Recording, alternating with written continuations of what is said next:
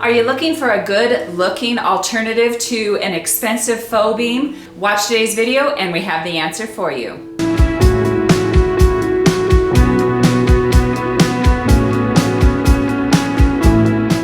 We're in the middle of yet another remodel on our 1981 manufactured home.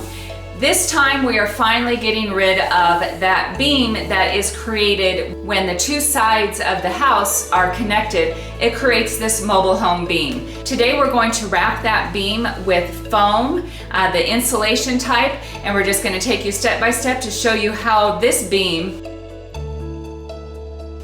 can turn to this. We used 2 sheets of 1-inch foam insulation.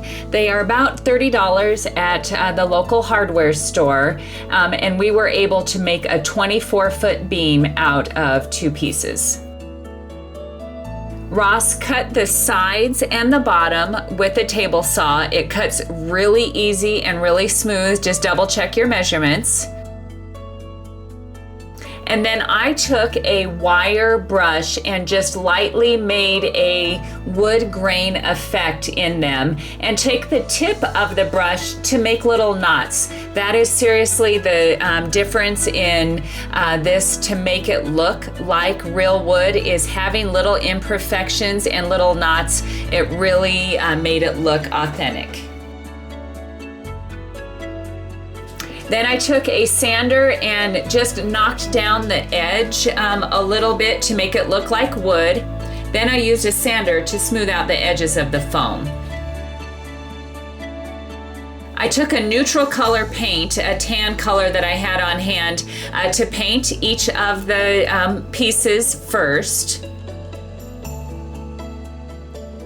Then I used this leather balm by Fortivo that is fantastic. We tried stains, we tried all sorts of things, but this leather conditioning balm is the balm.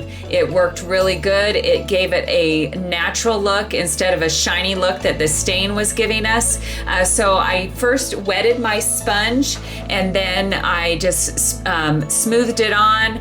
Each piece was a little different. Some were darker, some were lighter, which made it look just super authentic, and it made it look like wood.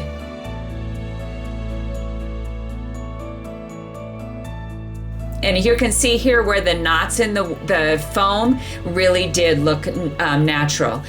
Then we used Gorilla heavy-duty construction adhesive to glue our sides and our bottoms together. The glue has to set for 24 hours.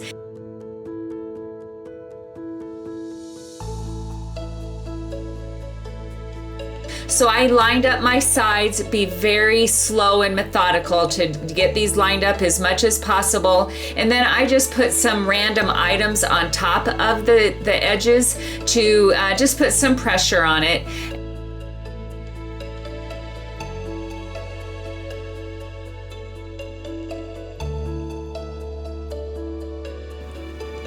Then we took drywall mud to smooth the seam where the sides and the bottom meet.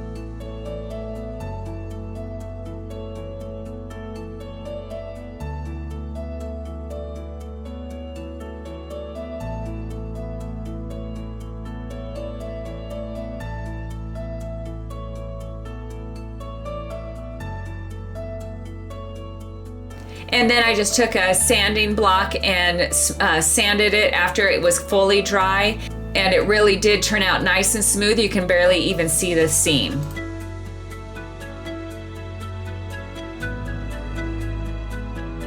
Then I painted that section again, and this is important. I tried to go directly to the balm and skip the painting. You really do need to have it painted first so that it looks the same on the absorption. And then I just smoothed it in, and you can even tell where our joint was.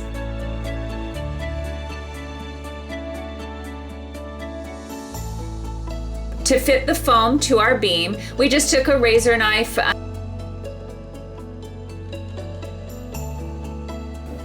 and then we just slid it into place. It was so easy because it weighs hardly anything.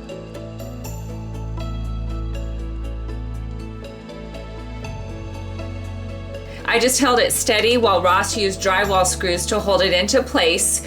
Once it was in place, then we jointed our seams again with drywall mud and sanded them down and repeated the process of painting the patch and then using the same leather balm over it, and it just smoothed in really, really nice.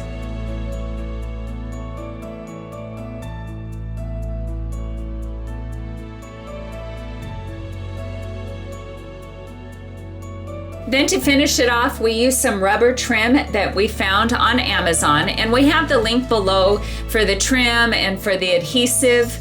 And this just really set it off and was able to hide the imperfection of where the beam met up with the wall. Would highly recommend adding some detail. All in all, this faux beam cost under $100 and it looks fantastic. If you have any questions while you're doing your project, we would love to hear from you. But if you could, subscribe to the channel, give us a thumbs up. But as always, thank you for watching DIY on the House.